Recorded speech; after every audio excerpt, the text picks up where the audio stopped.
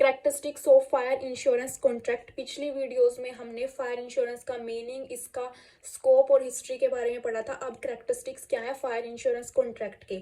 जो fire insurance contract है वो किस किस के बीच होता है? इंश्योर्ड और इंश्योरर के बीच। इंश्योर्ड मतलब जो पर्सन कॉन्ट्रैक्ट करवा रहा है, इंश्योरेंस करवा रहा है अपना, और इंश्योरर मीन्स वो कंपनी जो इंश्योरेंस कर रही है। तो ये दोनों पार्टीज के बीच में कॉन्ट्रैक्ट होता है और ये कॉन्ट्रैक्ट इंडेमनिटी का होगा। मतलब अगर इंश्योर्ड पर्सन को लॉस हो जाता है फायर की वजह से तो उसके पास राइट है अपनी अमाउंट को रिकवर करने का। और वो रिकवर कहाँ से करेगा? उसने प्रीमियम पे किया हुआ है कंपनी को, तो जो इंश्योरेंस कंपनी है वो उसे अमाउंट प्रोवाइड करेगी। लेकिन ये जो अमाउंट होगी वो जितने का लॉस हुआ है वहीं तक की अमाउंट प्रोवाइड करेगी, इससे एक्स्ट्रा अमाउंट प्रोवाइड नहीं की जाएगी। तो इसलिए इसे कॉन्ट्रैक्ट ऑफ इंडेमनिटी बोला गया है।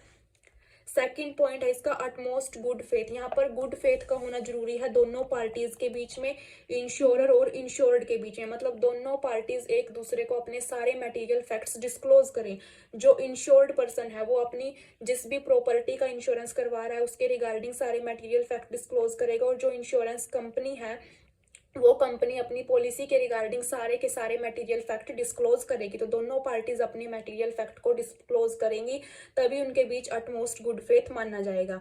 थर्ड है इंश्योरेबल इंटरेस्ट। इंश्योरेबल इंटरेस्ट का होना जरूरी है। जो भी पॉलिसी होल्डर है जब पॉलिसी लेता है फायर इंश्योरेंस के रिगार्डिंग, जब भी पॉलिसी ली जाती है तो उस टाइम भी इंश्योरेबल इंटरेस्ट होना जरूरी है, और जब क्लेम किया जाता है तो क्लेम के टाइम भी। तो यहाँ पर फायर इंश्योरेंस के केस में पॉलिसी लेते टाइम और क्लेम के टाइम दोनों टाइम इंश्योरेबल इंटरेस्ट का होना जरूरी है। Specified period. जो फायर इंश्योरेंस कॉन्ट्रैक्ट होता है एक स्पेसिफाइड टाइम पीरियड के लिए होता है, 1 ईयर के लिए होता है, और 1 ईयर के बाद इसे दोबारा से रिन्यू करवाना होता है। और अगर पर्सन रिन्यू नहीं करवाएगा तो वो बेनिफिट नहीं ले सकता। अगर वो रिन्यू करवाता रहेगा टाइम टू टाइम तो उसे इन केस लॉस के केस में उसे बेनिफिट मिल जाएगा। तो स्पेसिफाइड पीरियड इसका 1 ईयर का होता है, 1 ईयर के बाद इसे रिन्यू करवाना होता है। इसके बाद फिफ्थ है प्रोक्सीमेट कोज। यहाँ पर अगर किसी को लॉस हो जाता है फायर की वजह से और उस पर्सन ने फायर इंश्योरेंस करवाया हुआ है, तो यहाँ पर फायर के जो भी प्रोक्सीमेट कोज होंगे डैमेज के, डिस्ट्रक्शन के, उन सबको देखा जाएगा। Contract with several insurance. अगर किसी पर्सन ने सेवरल इंश्योरेंस मतलब बहुत सारी कंपनीज से अपना फायर इंश्योरेंस कॉन्ट्रैक्ट किया हुआ है, तो वो पर्सन उतनी ही अमाउंट रिसीव कर सकता है जितना उसे एक्चुअल लॉस हुआ है। चाहे उसने कितनी भी कंपनियों से अपना कॉन्ट्रैक्ट करवा रखा हो, फायर इंश्योरेंस करवा रखा हो, लेकिन उसे एक्चुअल में वही अमाउंट मिलेगी जितना उसे लॉस हुआ है। ये नहीं कि अलग अलग कंपनियों से जितना भी लॉस हुआ है सारी कंपनियां अलग अलग अमाउंट पे करेगी। सारी कंपनियां इसके अंदर कंट्रीब्यूट कर सकती हैं, कुछ कुछ अमाउंट पे कर देंगे, लेकिन उस पर्सन को सिर्फ उतना ही मिलेगा जितने का उसे एक्चुअल में लॉस हुआ है फायर की वजह से।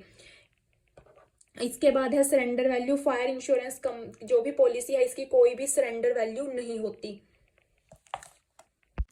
8th पॉइंट है डेलिब्रेट एक्ट। डेलिब्रेट एक्ट का मतलब क्या है? अगर पॉलिसी होल्डर ने जानबूझ के अपनी प्रॉपर्टी को डैमेज किया हो क्लेम लेने के लिए, तो यहाँ पर कोई भी क्लेम पेएबल नहीं होगा। अगर पॉलिसी होल्डर ने जानबूझकर प्रॉपर्टी में फायर लगाई हो, डैमेज किया हो, तो डेलिब्रेट एक्ट के केस में, जानबूझकर किए गए एक्ट के केस में कोई भी उसे क्लेम पेएबल नहीं होगा। इसके बाद है assignment. The fire insurance policy can be assigned under transfer of property act 1882। Fire insurance policy को ट्रांसफर ऑफ प्रॉपर्टी एक्ट 1882 के अंडर में असाइन भी किया जा सकता है, मतलब ट्रांसफर भी किया जा सकता है इस पॉलिसी कॉन्ट्रैक्ट को। और जो इंश्योरर है मतलब कि इंश्योरेंस कंपनी है वो बाउंड है पॉलिसी को असाइन करने के, जब उसे नोटिस मिलता है। कोई भी इंश्योर्ड पर्सन अगर अपनी पॉलिसी को असाइनमेंट करवाना चाहता है तो यहाँ पर इंश्योरर बाउंड है उसको असाइन करने के लिए। इसके बाद है 11th point advance premium. Advance premium पे किया जाता है जब भी पॉलिसी ली जाती है, otherwise the contract will not be completed. अगर प्रीमियम ही पे नहीं किया गया तो कॉन्ट्रैक्ट कंप्लीट नहीं माना जाएगा। और इन केस अगर कोई भी लॉस हो जाता है तो यहाँ पर इंश्योरर मतलब कि इंश्योरेंस कंपनी बिल्कुल भी लाइबल नहीं है उस पर्सन के क्लेम को पे करने के लिए। तो प्रीमियम पे किया होगा तभी कंपनी उसके क्लेम को पे करेगी, तो यहाँ प्रीमियम पे करना जरूरी है। इसके बाद 12th पॉइंट है सेल्वेज। सेल्वेज का मतलब क्या है? अगर किसी पर्सन को कोई भी डैमेज हो जाता है और उसने फायर इंश्योरेंस करवाया हुआ था, अब उसे डैमेज हो गया तो उसने क्या किया? कंपनी से जिससे भी उसने इंश्योरेंस करवाया हुआ था उस कंपनी को क्लेम किया और कंपनी ने उसे अमाउंट प्रोवाइड कर दी।